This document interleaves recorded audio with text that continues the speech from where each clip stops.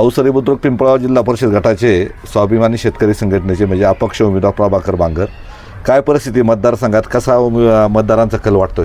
अतिशय चांगला प्रतिसाद मला त्या ठिकाणी मिळतो आहे, कारण मी आजपर्यंत जी कामं लोकांसाठी केलेली आहे, 24 तास लोकांसाठी उपलब्ध होणारा कार्यकर्ता म्हणून माझी ख्याती लोकांमध्ये आहे.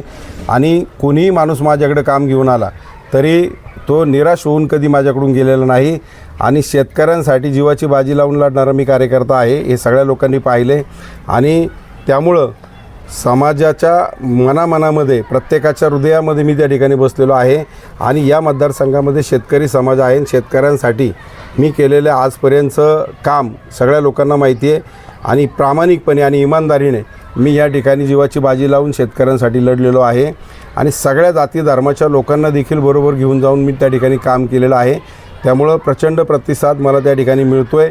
आणि समोर धनदांडगी मंडळी आहेत आणि त्याच्यामुळं थोडंसं राजकीय दबाव पण मोठ्या प्रमाणामध्ये वापरला जातो, म्हणून लोक समोर येत नाहीत. परंतु मतदानातून लोक दाखवून देतील कोण कसं आहे हे लोकांना सगळं माहिती आहे. समोरच्या दोन्ही उमेदवारांच्या बाबतीमध्ये असं आहे, आम्हाला ऐकायला मिळतं की लोक म्हणले हे कधी भेटतच नाहीत आम्हाला. आणि प्रभाकर हा असा माणूस आहे की तो कधीही उपलब्ध होणारा माणूस आहे. आणि ही सगळ्यात मोठी जमेची बाजू आहे. उद्या मी लोकांना पण सांगतो की चुकून जरी यांना तुम्ही मतदान केलं आणि काही चुकीचं घडलं तर हे परत 5 वर्ष तुम्हाला तोंड दाखवणार नाही. प्रभाकर बांगर आज निवडणुकीला उभा राहिला आहे, परंतु त्याच्या अगोदर प्रभाकरनी किती वर्ष काम केलं आहे आणि ते तुम्ही जवळून पाहिले. अगदी पहाटेपासून रात्री उशिरापर्यंत मी लोकांसाठी काम करतो आहे आणि रोजचं आहे. त्याच्यामुळं असं काही नाही, 24 तास उपलब्ध होणारा मी कार्यकर्ता आहे. आणि त्यामुळंच लोकांनी ओळखलं आहे. लोक मतदान करतानासुद्धा तुलना करतात. 3 उमेदवार जरी आम्ही असलो तर दुसरे दोन्ही उमेदवार हे लोकांच्या उपयोगी पडणारे, सामान्य माणसांच्या जवळ कधी गेलेले नाही, गोरगरिबाच्या जवळ गेलेले नाही. आणि गोरगरिबांच्या जवळ जाणारा, सामान्य माणसाला हक्काने उपलब्ध होणारा प्रभाकर बांगर हा एकमेव उमेदवार आहे. आणि त्यामुळं लोकांनी पक्क ठरवलेलं आहे. आणि आता जेवणावळी सुरू झालेल्या आहेत, त्यामुळं यांना जेवणं घालायची वेळ का आली किंवा पैशाची उधळपट्टी करायची वेळ का आली?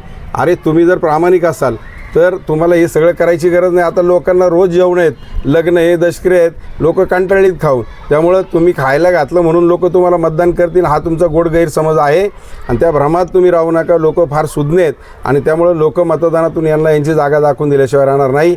आणि मी सांगतो, खा त्यांचे मटण आणि दाबा प्रभाकरचे बटन. त्यामुळं हा यांचा जो पैसा आहे तो काही लई घामाचा पैसा नाही.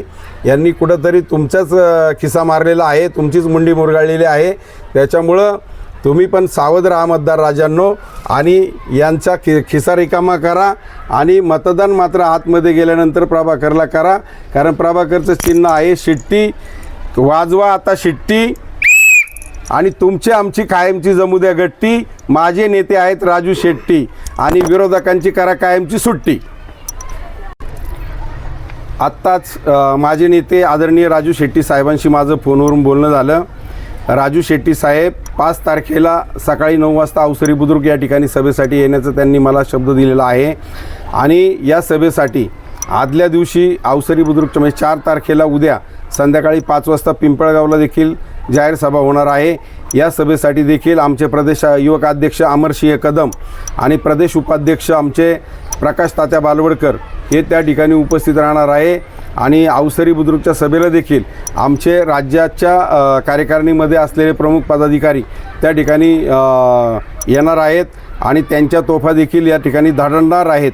त्यामुळं शेतकरी कष्टकरी विरुद्ध हे धनदांडगे अशी ही लढाई आणि हा सामना रंगणार आहे.